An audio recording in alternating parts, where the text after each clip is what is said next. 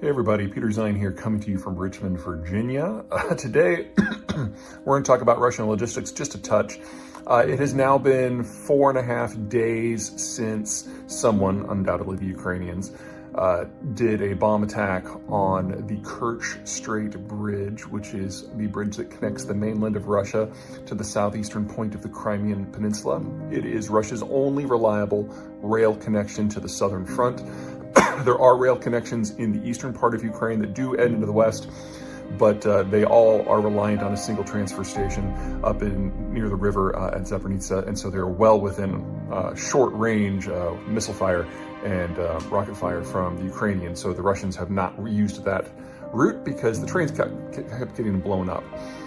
Kerch, however, is completely out of the range of almost all weapons that are in play in the theater. It's certainly everything the Ukrainians have.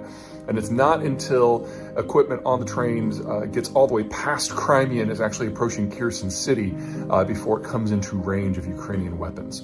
So this has been allowing the this has been allowing the Russians to disgorge equipment and men, and especially fuel, excuse me, fighting off laryngitis, very close to the front lines for the last 5 months of the war.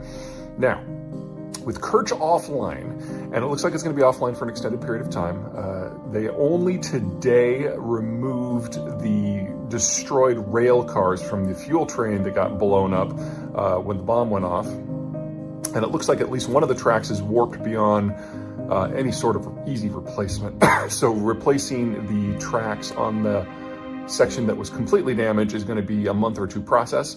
Undoubtedly, we also had warping and melting and re-solidification in the rebar and the concrete, so it's entirely possible, but both rail lines that go across the bridge are going to be offline for an extended period of time.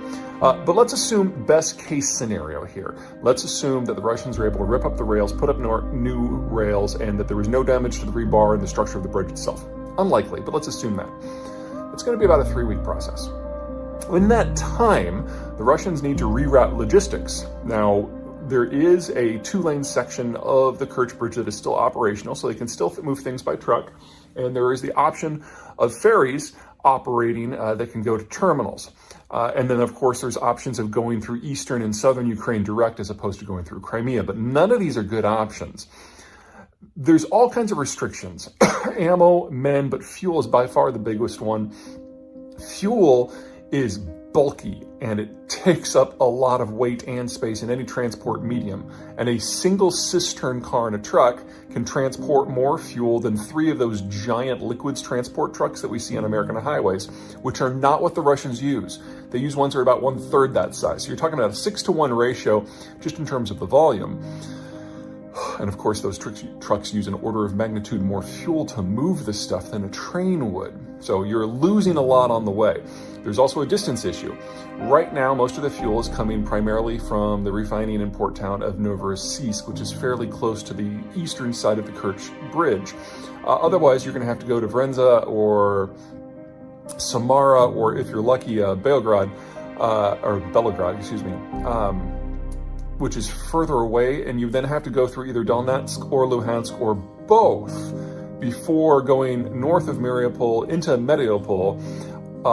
And now you're completely within range of multiple Ukrainian weapon systems before you can eventually do a dogleg over to Kherson.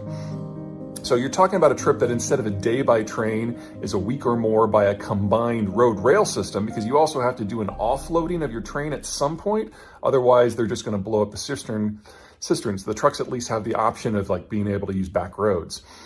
And then, of course, there are active insurgencies going on in almost that entire route. So one Javelin is more than enough to take out a fuel truck, and these are civilian fuel trucks because the Russians don't have a military truck fleet anymore. So a Javelin might be overkill. An RPG would be plenty. Small arms fire could do it. So you're dealing with complications here to the war effort for the Russians that are an order of magnitude more complicated than they were. And even if they started redirecting everything already, it's going to be at least another week or two before the first of those fresh supplies from rerouted supplies ultimately make it to the front where they need to be used. Which means even in the best case scenario for the Russians here, the Ukrainians have a window of at least a couple of weeks where any equipment they destroy, any fuel tanks they destroy, cannot be replaced. And if the Ukrainians are going to make a push, now's really the time to do it. Now, if it turns out that this assessment is wrong and Kerch Bridge gets repaired in short order, then that means that the window has closed very, very quickly. But judging from the damage, that is not going to happen this month. Probably not next month either. Okay, that's it for me. Until next time.